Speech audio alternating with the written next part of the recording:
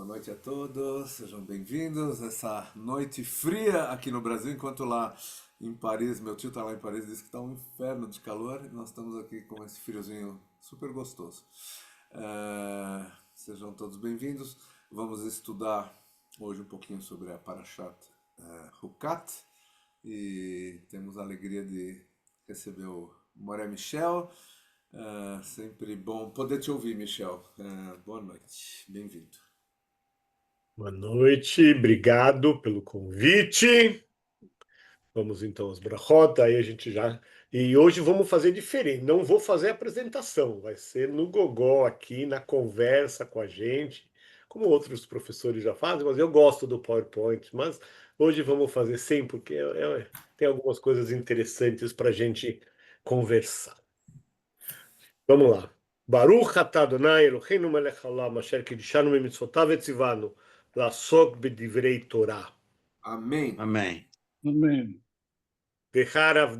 וחרבנה אדוני אלוהינו את דברי תורתך בפינו ובפי עמך בית ישראל ונחיה אנחנו ותצאנו ותצאה עמך בית ישראל כולנו יודעי שלמך ולומדי תורתך לשמה ברוך אתה אדוני המלמד תורה לעמו ישראל.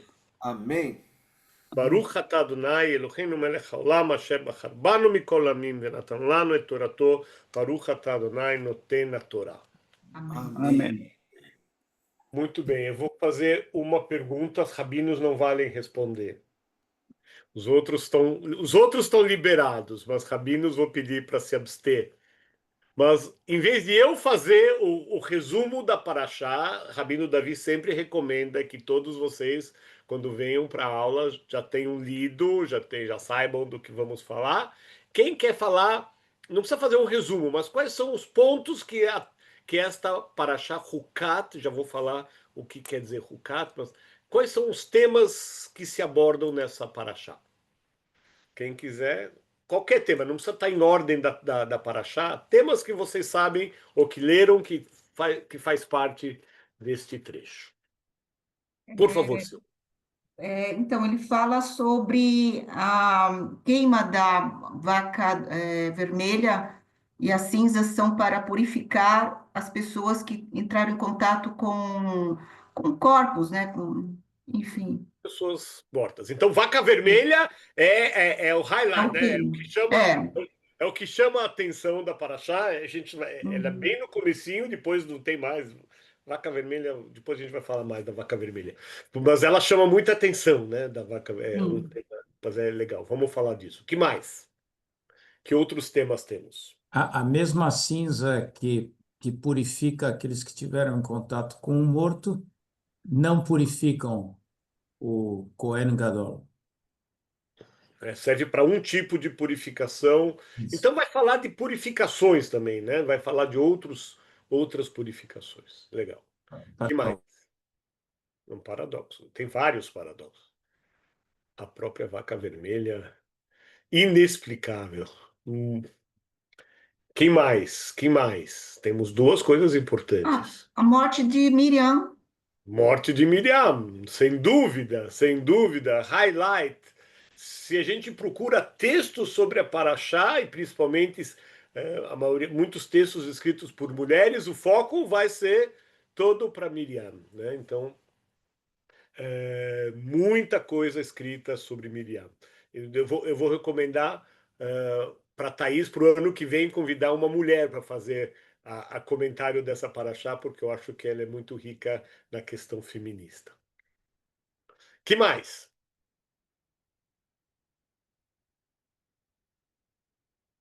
Mais uma coisa importante, vai. E linka, cadê?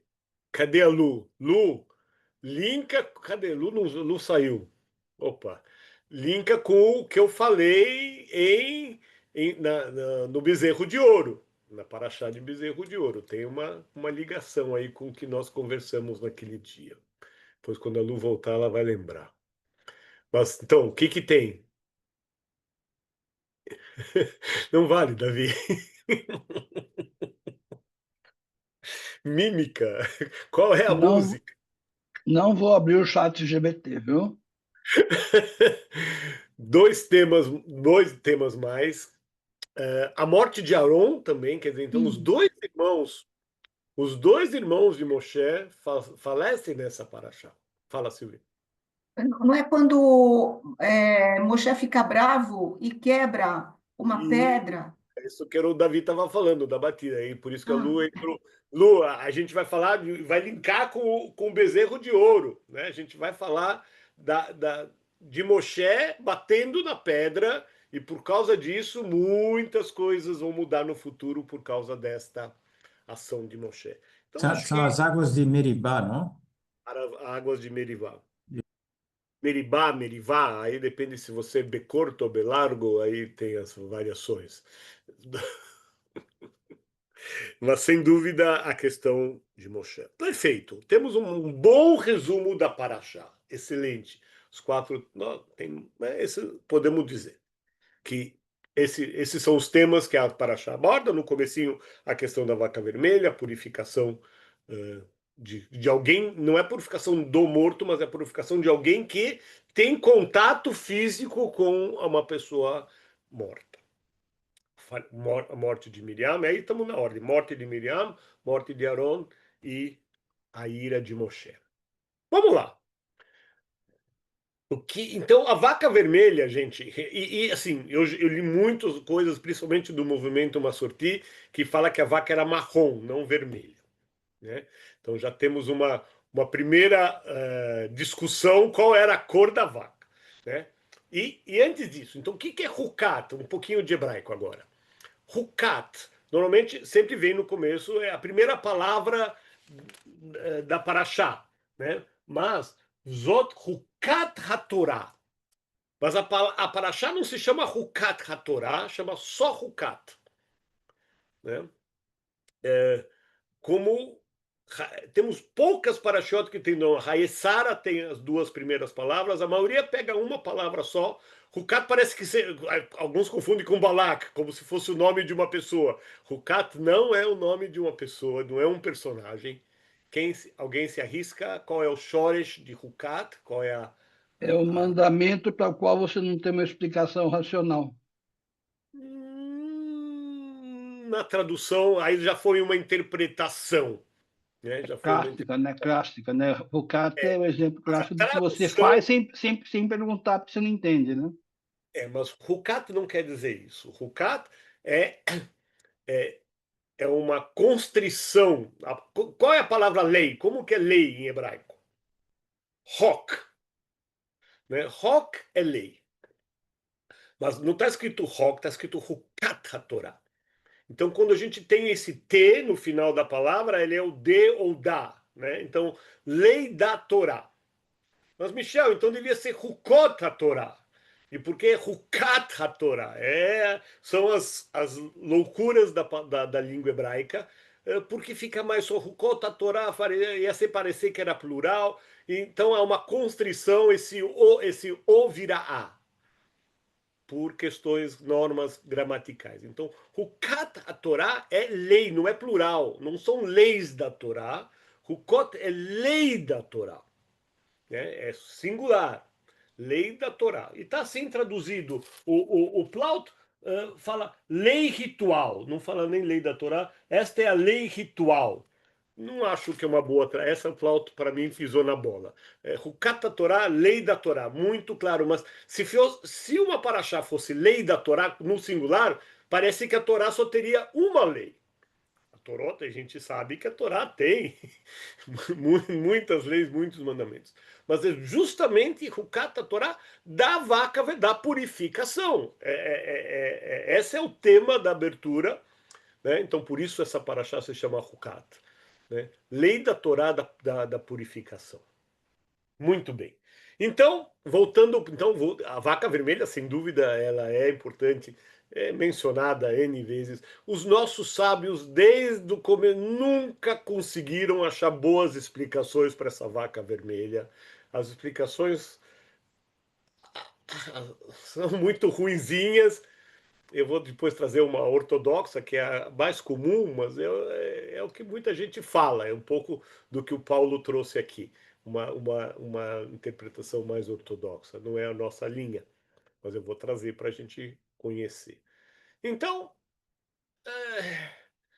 então tinha que alguém tinha, imagina, teve contato com o cadáver e por que precisa purificar? Gente, e isso vou tentar depois voltar nisso no final. A morte faz parte da vida, né? Ciclo de vida judaico. Por que que a morte é impura e tocar num cadáver é impuro? Por quê, né? Não, isso é uma coisa que acontece com bastante frequência, né? Não é uma coisa eventual a morte de uma pessoa e ter que alguém precisa cuidar do cadáver e enterrá-lo da maneira correta. Que na época nem tinha os rituais que nós temos hoje na Hevra Kadisha, e isso eu vou tentar trazer para vocês alguns costumes, não tinha na época, não tinha Hevra no deserto, né? E os costumes eram aqueles costumes locais que se fazia, provavelmente embrulhava-se num lençol e se enterrava na terra. Era o costume típico daquela época. Então, também essa questão da vaca vermelha veio de povos veio de povos vizinhos que tinham essa questão do morto e também a incerteza. Quer dizer, a vaca vermelha, do mesmo jeito que ela instiga, ela traz a incerteza que ninguém sabe o que acontece depois da morte. Ainda ninguém conseguiu descobrir. Por favor, André, o que você pode agregar? Eu, eu, na verdade, não quero agregar, eu quero desagregar. E eu gosto da Torá, como todos aqui gostam, mas o que me maravilha na Torá é que ela tem a capacidade de ser séria e, ao mesmo tempo, ela tem a capacidade de ser de um extremo sarcasmo e bom humor. E eu queria só jogar um pouquinho assim, já que eu vim aqui para desagregar, a, você não enxerga que isso, você começou a tocar nos povos vizinhos, né? Era muito costume naquela época, para não dizer que é praticamente uma religião, cultuar os mortos, né? Então, como você mesmo falou, bom, eu toquei no morto, então eu preciso ser purificado, etc. Bom, enfim, eu pergunto, a vaca vermelha não poderia ter um significado, como você andou tangenciando aí, Michel, como o sacrifício impossível, o sacrifício do impossível. E aí vem uma ironia do que seria desejado do homem, um homem possível ou um homem impossível. Então, eu queria só jogar isso porque eu acho que tem uma cutucada aí para a gente pensar um pouco mais sobre o que é o ritual nos seus excessos. E muito bem trazido, André. Sem dúvida, eu li bastante sobre isso também. É, e por isso que os nossos sábios, desde, né, muitos anos, ficaram discutindo isso. E aí? Faleceu alguém, tive que cuidar e não tem vaca vermelha, né? Cadê? Não é uma vaca, não é qualquer. E não pode ter nenhuma mancha, quer dizer, mesmo se fosse marrom, é marrom sem nenhum pontinho branco, sem nenhum pontinho preto, tinha que ser assim. E aí? Eu não fico. Quer dizer que eu estou impuro, quer dizer, tive que cuidar daquele cadáver e não achei a vaca vermelha, não tem vaca desse tipo no meu gado, eu vou ficar impuro por quanto tempo? Né? Aí vira o impossível, né, André? Aí vira uma coisa. E por isso que isso não. E não há relatos, e isso corroborando a sua tese do lei impossível, não há um relato somente, mais para frente, 3, 4, 5 parashiot, em Números 31, que vai falar da purificação da pessoa que tocou num cadáver. Assim, não fala da cinza, mas fala de preparar. Então, é isso. O pessoal se achou, não, preciso me purificar, mas não tenho a vaca vermelha, não tenho a cinza. Vai ser outra cinza, vai ser outra água, e eu vou ficar 7 dias fora e eu volto purificado. Então, e é isso que eu queria trazer, a discussão que eu acho que é mais importante do que se a vaca vermelha não é vermelha, se existe ou não existe. Quer dizer, por que que a gente tem que se purificar para várias coisas, não é só a questão do cadáver. Aqui fala da purificação, mas se eu fiz, né, temos vários trechos lidos na Torá nesses últimos tempos, de que se eu xinguei alguém, se eu matei alguém, tem várias formas de eu me purificar, e sempre com águas. E aí chego, vou linkar isso com Miriam. Quer dizer, é água com barro, é água com cinza, é água com água forte, que era com temperos. Quer dizer, a água como agente purificador, né?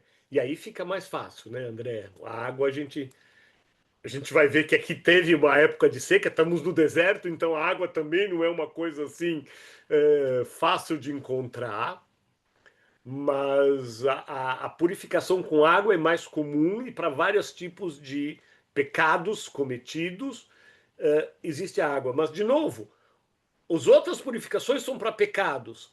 A purificação da cinza não é um pecado tocar um cadáver. E o Cohen ainda era tinha mais processos para se purificar. Isso eu vou querer falar um pouquinho mais para frente da questão do cuidado do corpo. Muito bem.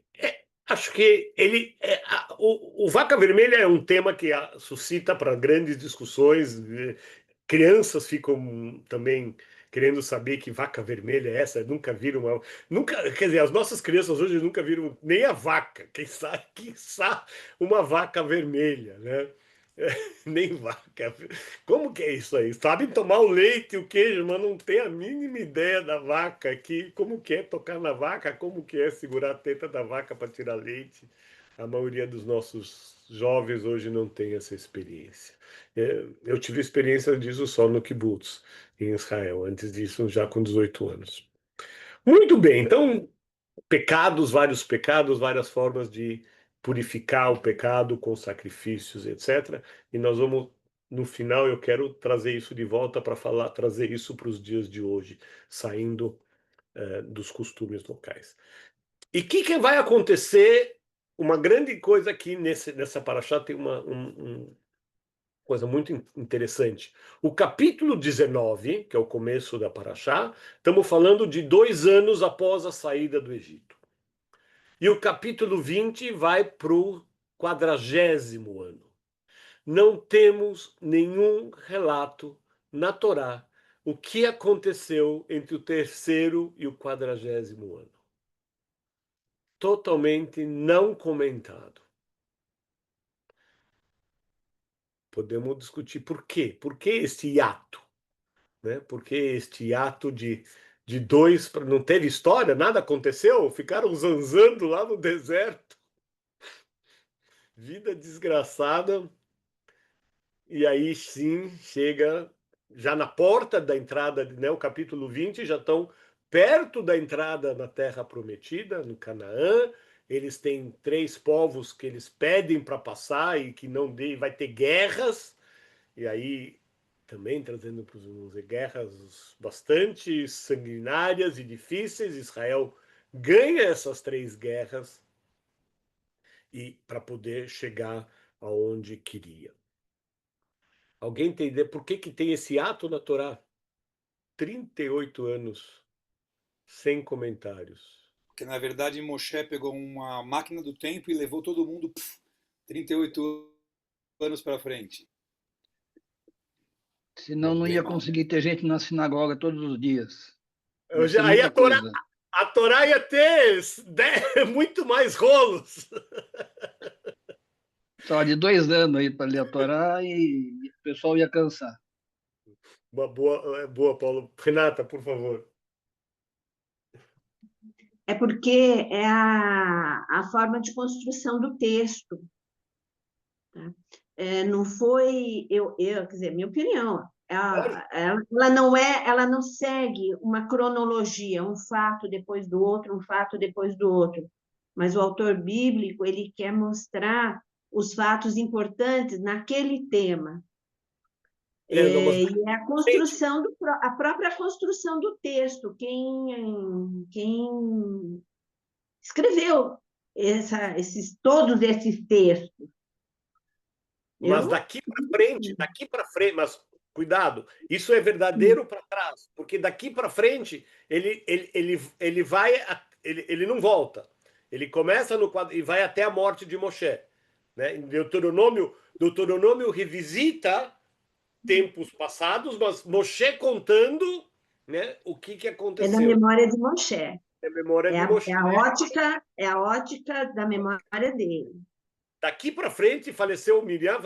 Daqui para frente só temos um grande astro, só Moshe, e até a sua morte. É um pouco diferente. André.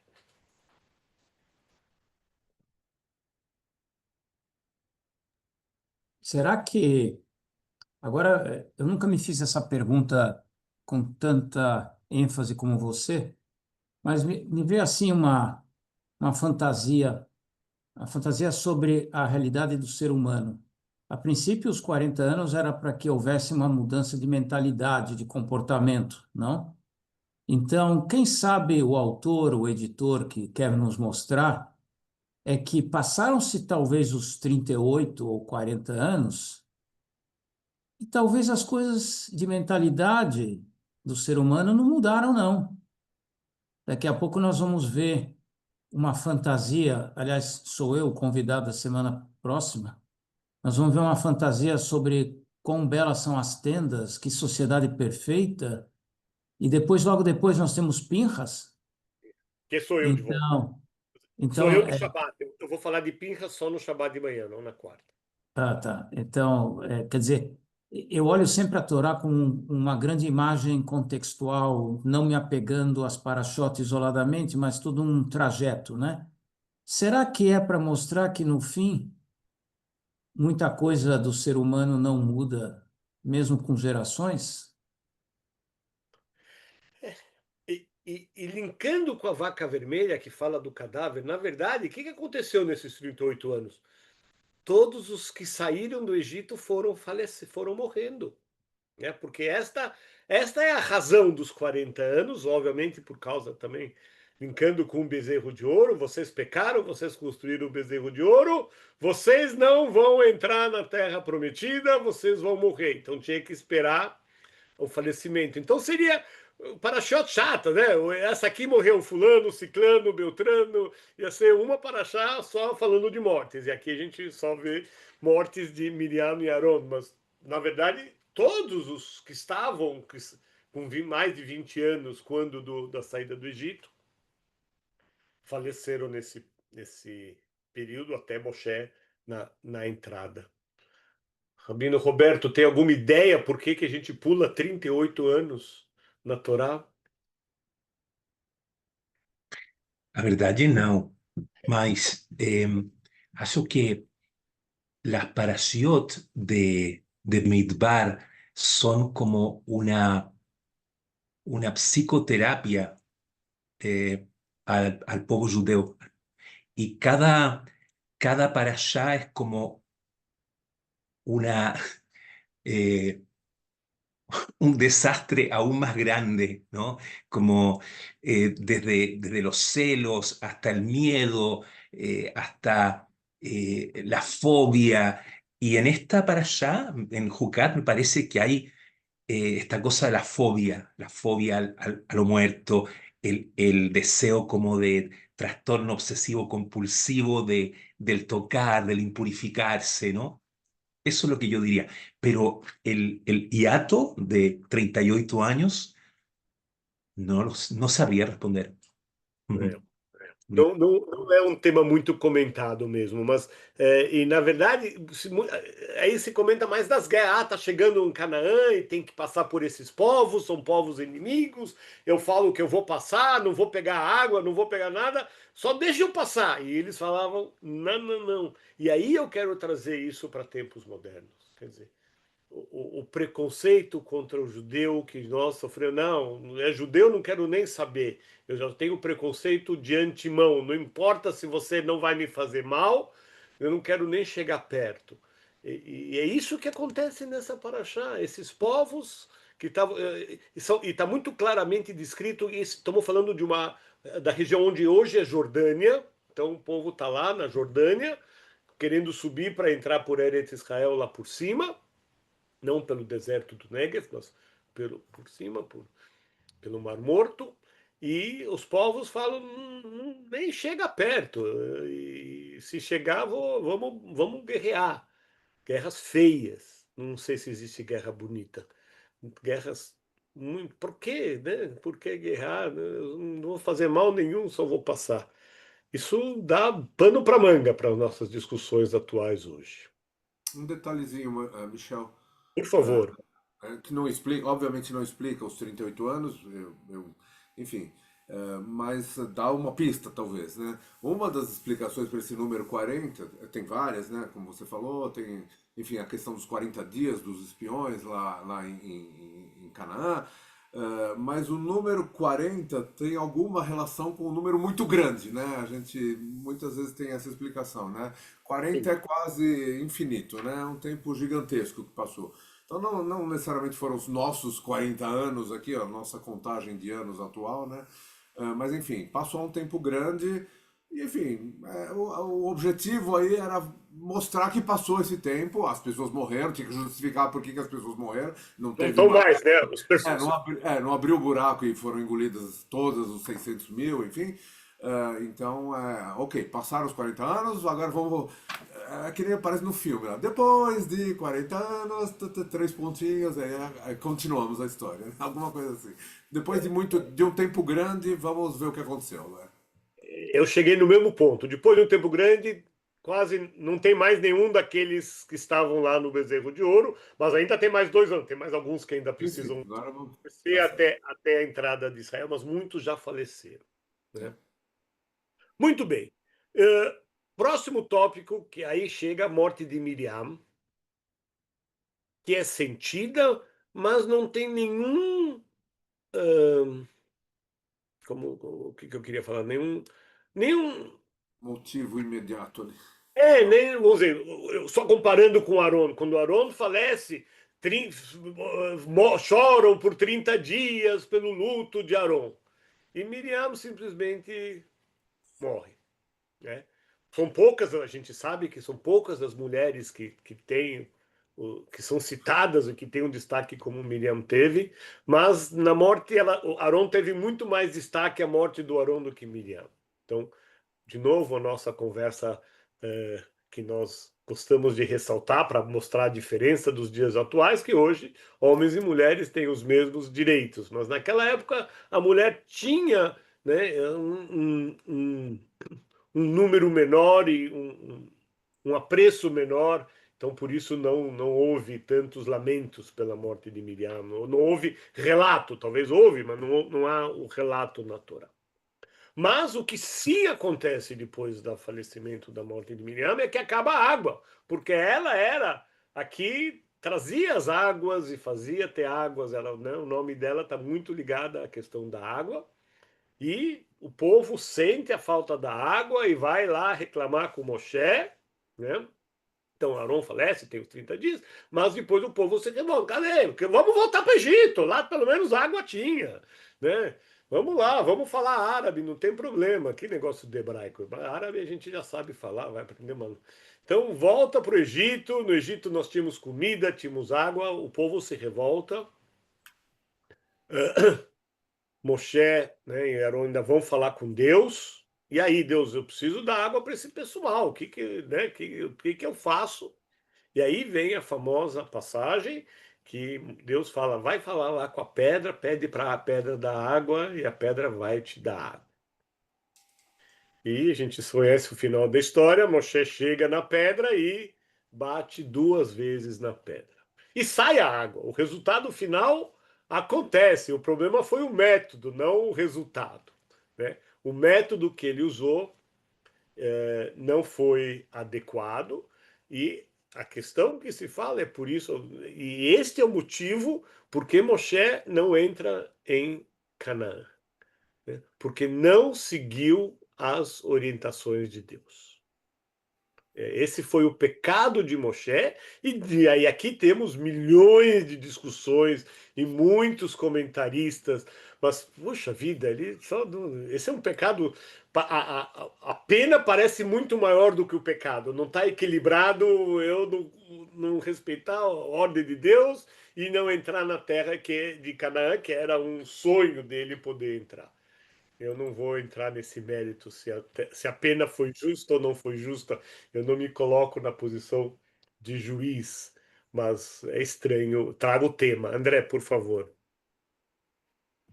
Você enxerga essa desproporcionalidade como o editor querendo trazer um motivo, eu diria um motivo num confronto com Deus, né?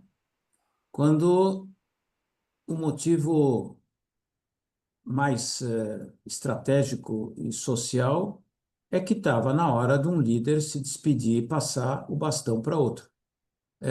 Então, enfim, sabe quando o editor tenta fazer uma coisa de conta de chegada? Então, é por isso, né?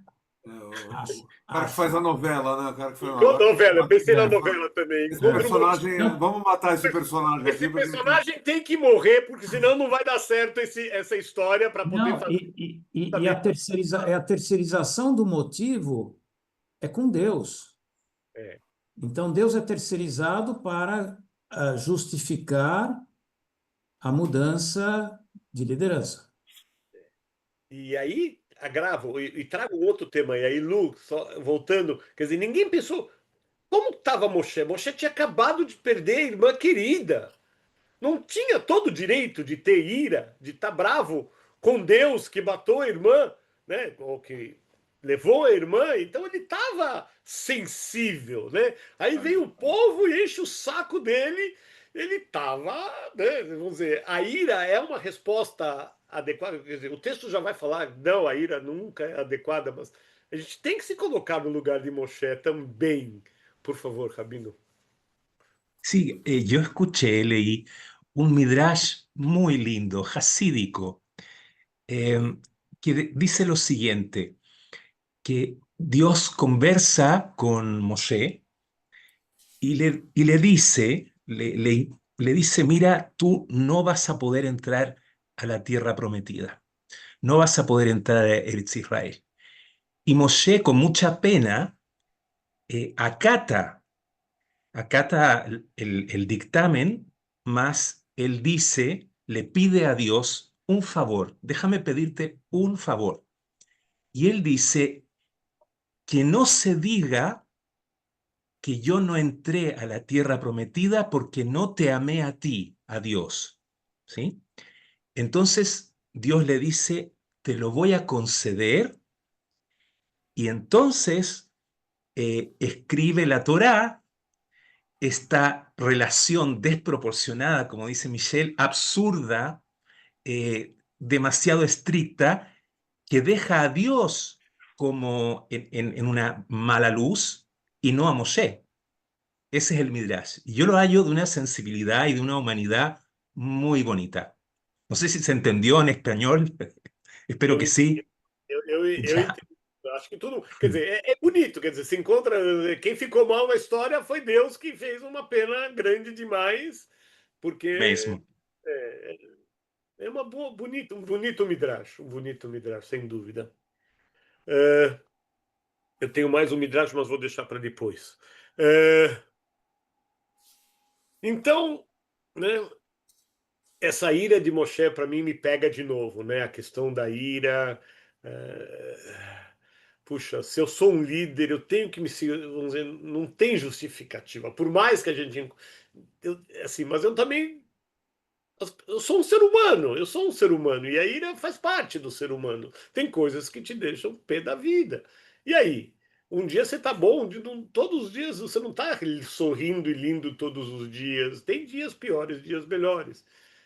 Acho que isso é do ser humano também. Acho que e a Torá tem inúmeros exemplos disso, né? De pessoas que são boas, de repente fazem alguma coisa, transgridem alguma coisa, e não é morte porque transgrediu, né? Existe o perdão, né? Existe o Yom Kippur, todos os pecados são apagados, existem formas de purificar, eu vou levar sacrifício para o templo, eu fiz uma meleca grande, eu vou pegar 3 bois, 5 trigos, e meus pecados foram com a fumaça, subiram para o céu e eu tô vida limpa, porque eu tenho que ter uma vida normal, eu não posso viver cheio de pecados nas costas, porque eu não consigo sobreviver. Alguém quer falar alguma coisa? Tem uma possibilidade aqui também.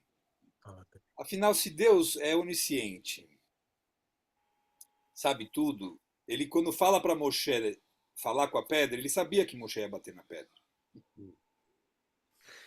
Então, não, mas se ele é onisciente... Não, mas e o livre-arbítrio? E o livre-arbítrio? Não, mas ele sabia que naquela situação Você Moshe... A decisão ia ser essa. A decisão Então, ia ser essa. eu acho que assim, aquilo que o André falou, para mim, é o mais forte. Ele precisava trocar a liderança. Então, para não ficar mal na história, eu acho que para não ficar mal na história, ele fez Moshe cometer um pecado. Porque toda a história não é ele ter batido na pedra, ele ter desobedecido Deus. O problema é ele ter desobedecido Deus. Então, Moshe, que era aquele profeta, o mais humilde de todos os homens, aquele único que pode falar cara a cara com Deus, precisava ter uma falha. E a falha foi por medo de desobedecer Deus. Em algum momento é como se ele não confiasse no ano sabático. Não, pessoal, vamos plantar porque, não sei, esse papo aí que Deus falou que vai ter comida para 2 anos, aí melhor não confiar. Ele não confiou, né? Ele ficou com medo. Né? Para a novela dar certo, o personagem tinha que falecer. É uma boa. Eu não estou achando a mãozinha aqui, posso falar Por uma favor, coisinha? Paulo. Lógico. Tem uma explicação que eu já ouvi sobre esse ponto do pecado, né? Não é nem que ele pecou contra Deus, na verdade, ele fala o seguinte: você se irou contra os seus irmãos, você estava com raiva deles, você demonstrou raiva, já era a segunda, essa vez principalmente, mas então há essa interpretação, não é que Deus está falando, pô, você não me obedeceu, porque eu falei para você falar, você bateu 2 vezes, mas não foi isso, ele perdeu o controle, ele deixou a ira tomar ele contra os próprios, as pessoas que ele deveria ensinar. Eu já vi essa explicação, acho legal assim. É legal, tá também no comentário do Plaut, a questão da ira, né? Que a ira não tem justificativa em nenhum momento, mas é isso também. Você não, né? Como líder, ainda mais como líder do teu povo, você está indo contra o seu povo, brigando com ele. Você tem que escutar. Mas vamos combinar que ele teve um bom professor, né? Porque Deus toda hora fica irado com o povo, né? Então essa história Moisés conhece bem, né? Toda hora Deus fala, vou destruir todo esse povo aqui. Sodoma e Gomorra, vai morrer. Foi esse o pecado dele, ele quis agir como Deus. Pode ser também, pode ser. Olha onde a gente chegou, que lindo. Só uma coisinha, antes de você seguir, só um detalhezinho, você falou de Miriam e eu só queria lembrar um detalhe que eu acho importante também, além da questão do choro que você falou, na descrição da morte, né, também é muito diferente o que aconteceu com Miriam do que aconteceu com os 2 irmãos. Né? Nos 2 irmãos eles tiveram um aviso prévio, Deus fala para ele, você vai se juntar ao seu povo, acabou o seu tempo aqui, sobe na montanha, faz isso, faz aquilo, e tchau, né? E Miriam é simplesmente, Miriam morreu, ponto. E aí continua a história. Acabou, não tem aviso prévio. Não teve salamaleques, né? Não teve salamaleques para mim. Morreu, ponto, acabou. É isso, tchau. Próxima. Faltou falar, Miriam morreu vendo o Fusca 65, né? Quase, da piada, né? Muito bem, eu quero trazer o Midrash e aí mudar o tema. Trazendo um pouco da interpretação mais ortodoxa da vaca vermelha. Midrash Tanhuma medieval, Rabban Yochanan ben Zakkai, muito famoso, descrito explicando a água da purificação, né? Explicando essa questão da água da purificação. A um não-judeu, como que ele explicava a água da purificação para um não-judeu? Como um ritual de exorcismo. E a vaca vermelha estava junto. Mas aos seus próprios discípulos, ele declara: o cadáver não contamina. Nem a água purifica. Eu não sei se vocês veem esses programas pentecostais, e é o tal de benzer água e joga água para cá como se a água fosse milagrosa. Então, cadáver não contamina, nem a água purifica. A verdade que é o rito da novilha da vaca vermelha é simplesmente um decreto do rei, que é o rei dos reis. E você não tem permissão para transgredir. Deus falou e está acabado. É assim que termina. Então, essa é muito da orientação mais de linha ortodoxa. Né? Mas bonito é que ele fala: um cadáver não contamina. Mas Deus mandou fazer a vaca vermelha, façam, purifiquem-se. E trazendo para os nossos dias, né? Como que a gente se purifica? Quais são os costumes que nós temos? Vamos falar de luto, tá?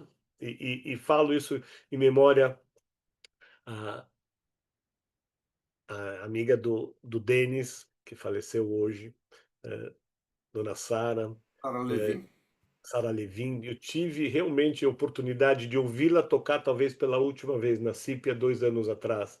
Eu fiquei no piano, do lado, eu estava de bitarrona, eu estava de segurança para ninguém chegar no palco. E eu fiquei do lado dela no piano, eu estava lá do ladinho dela, vendo ela tocar aos 90, naquela época ela tinha 97 anos, tocando no dia da memória do Holocausto, em janeiro de 2024. Então, tenho boas memórias dela, foi realmente uma grande pessoa. Então, pensando nessas pessoas que nós amamos e que falecem e que nós temos que render homenagens e que como que a gente cuida, trata o luto nos dias de hoje, principalmente na preparação do corpo. Água. Muita, né? Quando a gente sai do cemitério, aquela água, gente, não é para lavar a mão que está suja. Não tem nenhum. Não sujei, não pus a mão na terra. A gente lava as mãos nesse sentido de me purificar para sair do cemitério. Está na saída, né? A água. Não adianta ir lavar a mão lá no banheiro, lá em cima, tem que ser na saída. E você se purifica, isso em todos os cemitérios judaicos do mundo todo. Na saída do cemitério, você passa água para se purificar. Eu O que gosto mais? também. Fala, Davi. Só um detalhe, eu gosto de uma explicação um pouquinho diferente, que obviamente vai no mesmo sentido, mas é que, e eu costumo falar isso quando, enfim, participo de alguma cerimônia do luto, que é você sai do cemitério com o símbolo da vida, né? Então você lava as mãos para sair com vida do cemitério, né? Eu também acho bem bonito isso aí. A água tem muito a ver com vida. Claro que uma coisa está ligada na outra, obviamente, né? A purificação está ligada com a vida também, né? Em oposição à morte, claro. Que mais fazemos na época do luto? Ou no Iskor, quando lembramos das pessoas queridas. Você promete fazer tzedakah, né? Tzedakah, obrigado, Paulo, é isso mesmo. Então, o que seria, né, a purificação da vaca vermelha hoje, nós temos as lágrimas que a gente derrama sobre as pessoas que nós amamos e a tzedakah. Então a gente tem a água da lágrima junto com a tzedakah, equivale a você estar mais limpo, preparado para superar e seguir em frente. Muito da lavagem ritualística do corpo, preparação do corpo igual do homem e da mulher, não tem diferença nenhuma, nem nos ortodoxos, nem nos não ortodoxos, na preparação do corpo, com exceção do talit, que foi o que eu falei há 2 semanas atrás na sinagoga. Água, muita água para, né, o corpo, mas nem tá sujo, não tá sujo. A água não é sentido de limpar, de lavar, mas é água. A gente limpa o corpo como purificação para que ele chegue, né, no jardim do Éden eterno de uma forma limpo no sentido de puro, sem nenhum pecado, para seguir na vida eterna. E aí dá pra fazer um link bonito com o nascimento, né? A gente também nasce dentro da água, né? E também chega puro, está escrito isso nas nossas rezas, né? A gente nasce puro, né? E, enfim, se despede dessa mesma maneira, né? Então acho que faz um link bonito no ciclo da vida, né? Agora, juntando com a questão do nascimento. Então no ISCO, em comemoração, faço votos de praticar o bem, né? De fazer o bem, a gente fala sempre. Por favor, Rabino Roberto. Sí, quería decir que hay una diferencia entre las Nerot Shabbat y la Ner Havdalah.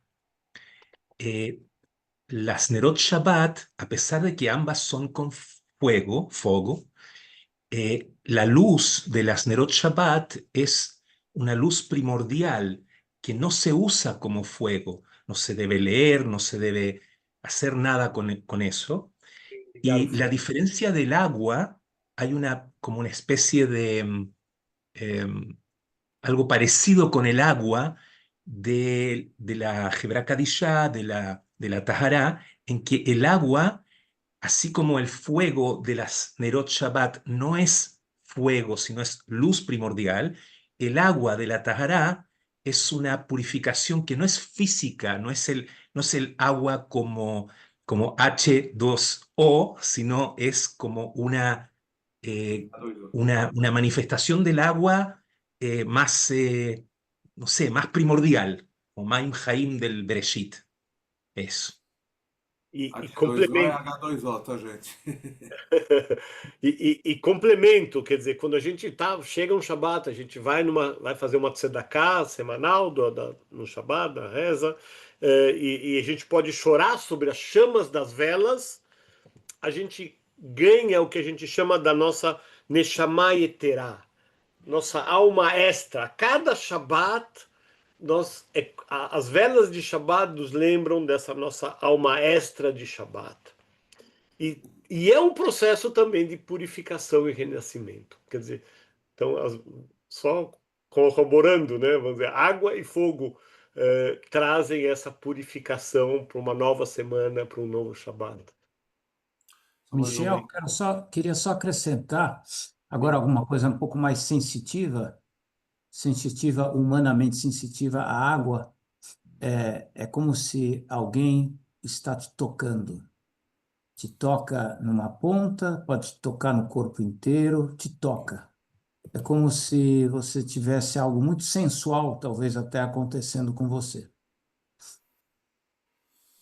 Então deixa eu só. Terminou? Deixa eu só trazer mais uma coisinha que eu não pude deixar de pensar no que aconteceu ontem na nossa comunidade, né? Ontem, como acho que grande maioria de vocês sabe, a gente teve alguns Bateidim dentro do Neshama, né? E como que termina um Beidin? Na água também, né? Levamos todos aqueles que passaram pelo Beidin para dentro da água, todo envolto, como o André acabou de falar, totalmente envolto na água, né? Ligado à purificação, renascimento, enfim, tem várias explicações, mas é água também, né? Água especial, água viva, água que está corrente, enfim, todos esses detalhes. Mas, de novo, a água dentro das nossas vidas, aí de alguma maneira. Então, a mensagem final que eu deixo, gente, não se sentam impuro por ir num cemitério e por fazer o enterro. Isso não deixa... Né? A Torá está dizendo que se tocar o cadáver você está impuro por 7 dias, mas eu faço esse trabalho realmente de preparação de corpos, a Tahara, assim, por um prazer, realmente por uma mitzvah. Não me sinto, pelo contrário, eu me sinto mais puro fazendo esse serviço e não impuro. Lavo a água, usamos a água filosoficamente e psicologicamente, mas nenhuma sensação de impureza se a gente toca num cadáver. Uma pergunta, Michel. Eu nunca fiz uma Tahará, sei teoricamente, né? Mas eu não lembro agora. Quem participa da Tahará, depois que terminou, tem alguma coisa que a pessoa tem que fazer? Enfim, com água ou sem água, com alguma outra, uma bênção? Tem alguma coisa? Uma bênção com água. Uma bênção é uma lavação de mãos, mas não netilat yadayim. É uma bênção específica pós. Esse momento aí. E cada Existem várias brachot, quer dizer, tem brachá antes de começar, brachá quando antes de jogar água, brachá, cada laço que a gente faz brachá, e tem a brachá final lavando as mãos. Tá. Tem brachá de mãos, lava a mão antes, com uma brachá, no final outra brachá. Outra brachá. Não faltam brachot. Que bom. E estão todas pregadas nas paredes. Não, Mas quando sai do cemitério tem que lavar a mão de novo?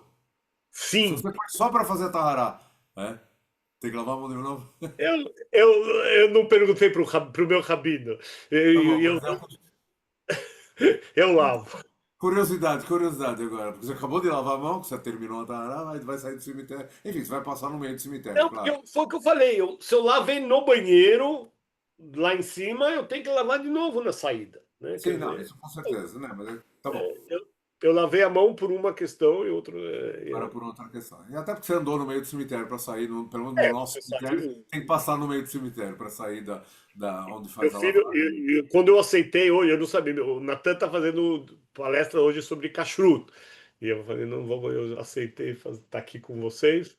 E a minha mulher foi sozinha ouvir o filhinho falar de kashrut. Uau, tá bom. Você deve O que ele vai falar, eu já sei. Você sabe, né? Estamos quase Davi, no. avisos, Davi. Eu, Exatamente. obrigado. Deixa eu falar sobre isso também. Depois, se tiver mais alguma pergunta, a gente aproveita, mais alguns minutinhos. Obviamente que nesse Shabat, nesse sábado, teremos nosso serviço lá na Rua Bahia, todos mais do que convidados. Vai ser um Shabat super especial, né? Porque a gente vai ter a oportunidade de receber essas pessoas que eu acabei de mencionar, algumas delas, pelo menos duas eu estou vendo aqui, a terceira não estou vendo, mas enfim, receber na nossa comunidade essas pessoas que passaram pelo Beit Din ontem, passaram pela Mikve ontem, vai ser uma grande honra para a gente poder dar um grande abraço em vocês, e então venham nesse sábado. Quem não estiver em São Paulo, entre pelo Zoom, claro, e participe desse momento tão especial da comunidade. Que mais? Eu estou um pouco atrasado, na verdade acabei me atrapalhando, como eu falei no comecinho, eu estou chegando do México esses dias e acabei me atrapalhando, não mandando algo que eu prometi que a gente ia mandar no domingo, que é a campanha das roupas da Torá. Né? A campanha já está pronta, a Amanda já preparou tudo, já foi aprovada pela diretoria, não sei o que, faltou só mandar. E o Rabino esqueceu, se atrapalhou e não mandou. Então, vai isso ainda essa semana, né? E acho que, de novo, como eu falei no sábado, e talvez tenha muita gente que não estava no sábado, a ideia é que a gente vai fazer. A gente recebeu esses dois Sifrei Torá, e aí eu só aproveito para ligar com o Hukat, a Torá que o Michel falou logo no começo, essa questão do hebraico, né? Sifrei Torá são os Sefers da Torá, né? Mesma ideia de Hukat Torá. Enfim, a gente recebeu esses dois Farim usados, né? Não são Sifrei novos, né? A gente recebeu de uma comunidade nos Estados Unidos, em New Jersey, outro veio de uma instituição lá em Londres, e do jeito que eles vieram, a gente falou, ok, vamos usar e não vamos pensar muito agora, né? Mas agora, depois desses 2 anos aí, a gente achou que está na hora da gente ter uma linda capa para usar, principalmente em Rosh Hashanah e Yom Kippur, branquinha, bonita, e já que vamos fazer para Yom Kippur e Rosh Hashanah, vamos fazer também para o dia a dia uma roupinha, uma roupa nova para os nossos dois Sifrei Torá. A Carol foi atrás de alguém que fabrica isso, personaliza esse tipo de material, enfim, e a gente já encomendou, e a ideia é que a gente possa dar oportunidade, mais do que por causa do dinheiro, enfim, mas dar oportunidade de todo mundo ser dono de uma partezinha desse material que vai, enfim, cobrir o nosso Sefer Torah, a gente vai usar durante o ano inteiro. Então, assim, acho uma coisa muito bacana, vocês vão ver quais são tem várias possibilidades de participação. Participem, eu acho que vai ser muito bonito para no futuro falar, eu participei disso aqui, né? Acho que é bem bacana. Por fim, eu falei, agora a gente no começo estava falando sobre Israel, né? Rabino trouxe que a filha dele vai para Israel, a Carol falou que ela também deveria ir ou vai para Israel, enfim, não sei como vai ser o futuro aí, não, né? Mas enfim, a gente continua com o plano de ir para Israel para o encontro do World Union. Hoje eu falei com o pessoal da UJR e estamos vendo a questão dos valores e tal. De novo, eu insisto, se alguém ainda pensa em ir, agora que a situação está mais calma, né? E tomara que fique até outubro, 22 a 25 de outubro, avisem, porque a gente estamos mais ou menos encaminhando aí enfim, as providências para poder estar em Israel nessa época aí. Bom, acho que... e a última coisa, um pouquinho antes de ir para Israel, Yamim Noraim, né? Então, finalzinho de setembro, comecinho de outubro, temos as nossas festas, estamos aí nos detalhes de como vão ser as nossas festas. Em breve vamos ter toda a informação necessária para passar para vocês. Nós vamos ter serviços tanto em Rosh Hashanah como em Yom Kippur. Se vocês pretendem, enfim, participar dos Yamim Noraim, que eu acho bem importante, para dizer o mínimo, né? Não comprem convites, enfim, em outras sinagogas antes de saber exatamente o que vai acontecer no Neshama. O que eu posso dizer é que vai ter. Isso eu já posso adiantar, né? Aqui em São Paulo, e possivelmente online também, enfim. Então, deem mais uns diazinhos para a gente acabar de alinhavar como vai ser, questão de valores, etc. Né? E como sempre, tudo que a gente faz no Neshama, o valor é sempre um detalhe, né? Todo mundo já sabe, eu não preciso ficar repetindo. O valor é importante porque a gente precisa, enfim, pagar os custos, né? Infelizmente não cai do céu. Mas ninguém deixaria, ou pelo menos deixará de participar por questões financeiras. A gente sempre acha um jeitinho, né? Então, não esperem mais uns dias aí para ter essa informação. Acho que é isso. E não esqueçam que a eleição do Congresso Sionista é do dia 14 a 18 de julho. Eu já recebi A confirmação, a a inscrição, né? confirmação, e quem recebeu também, por favor, não esqueçam de votar e votar conscientemente. Isso. Agora precisa pagar. Precisa 15 pagar. reais, vai. Reais, ninguém vai morrer por causa disso.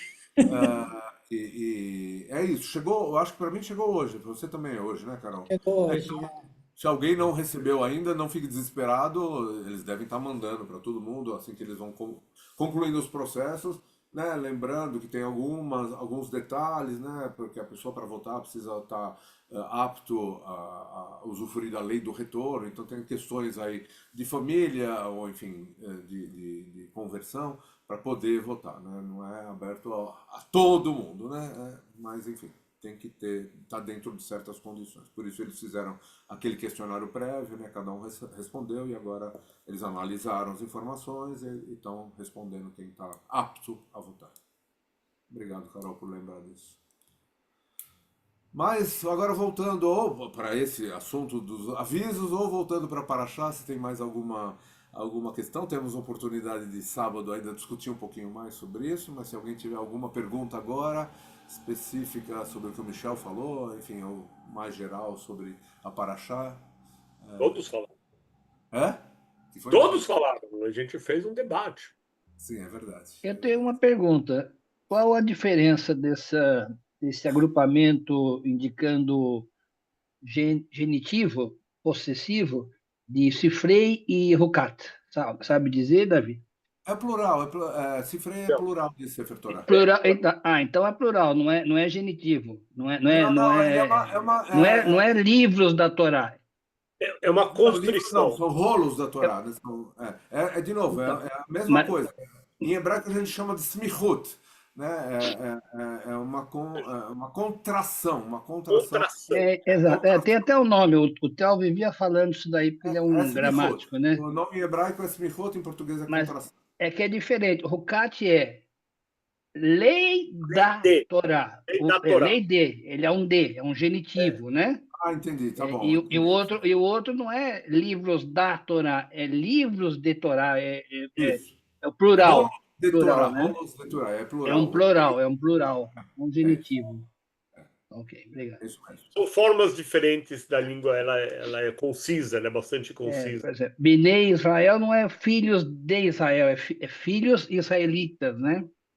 Ou Avi também, o Avi, meu pai, né? Quer dizer, Avi, quer dizer, Avi Sheli. Então você, Actually, Av Sheli, você. Absheli, isso mesmo. Entendi. São contrações, mas são diferentes. Eu entendi, eu fiquei em dúvida. Será que são iguais? Então, não, Não. são diferentes. Eu entendi certo. Então. mais detalhes da língua hebraica com o nosso Moré Aguinaldo, que agora voltou ativa, né? Depois dessas semanas difíceis que Ih, eles mas passaram. você fizer uma pergunta dessa, o Aguinaldo vai fazer uma palestra de 2 Eu horas. sei, exatamente, por isso que eu tô falando. Mais detalhes aí sobre a língua hebraica. Falem com o Moré Aguinaldo, que ele está super disponível para isso agora. Valeu, Voltou obrigado. a estar disponível para gente, para falar sobre hebraico. Então, aproveitem. Aproveitem. Ele vai ficar feliz de responder, tenho certeza absoluta. Tenho certeza absoluta. Absoluta. É como você falou, ele vai fazer uma tese sobre o assunto. Ok, gente, boa Já noite. que o querido Moretel foi citado, eu queria fazer menção de uma prédica que ele fez sobre Hukat, por ocasião da sua despedida, antes de ir para o Rabinato, para o Schechter.